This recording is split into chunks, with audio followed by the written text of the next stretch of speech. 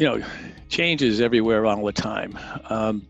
If you have a specific place you want an organization to get to, then I found over time that it's best to think of it as three purposeful evolutions that are intertwined. It's an evolution generally in systems, an evolution in process, and an evolution in people or organization. And what's interesting and what's tended to happen, since the 80s, 90s, 2000s, we've seen a crush of systems evolutions and process evolutions. And those were fantastic, right? You could spend a lot of money, do a lot of goodness to the organization, make a lot of change. When people say those initiatives failed, they're not really saying they outright failed. They're saying they failed to live up to their full potential to deliver value to the organization. So they didn't outright fail, they just didn't do everything they should have done. And generally the reason is they didn't get the people part right. Because they didn't realize that in addition to a systems project, which is very tangible, they got this system, this organization, you got to spend this much money to have these people do that. That's pretty straightforward. Same thing with a process evolution.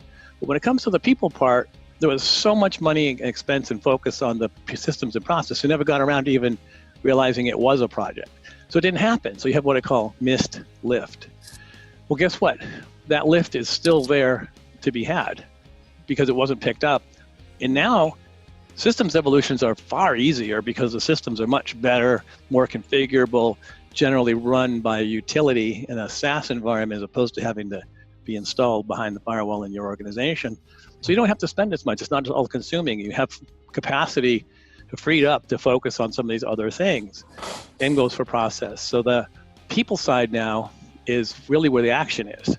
And what we're finding is it's viable. It's not a system, it's not a process evolution, it's an organization evolution.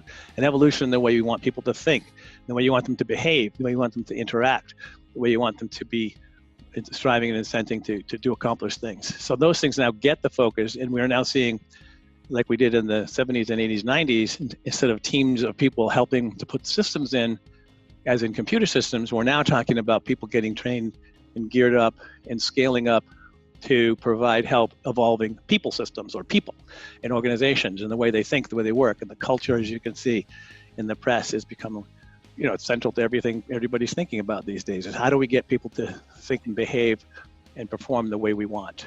So, the end of it is realizing it's a triple evolution, systems, people, and process. And that for the last 30, 40 years, we hadn't gotten around to the people part, but now's the time.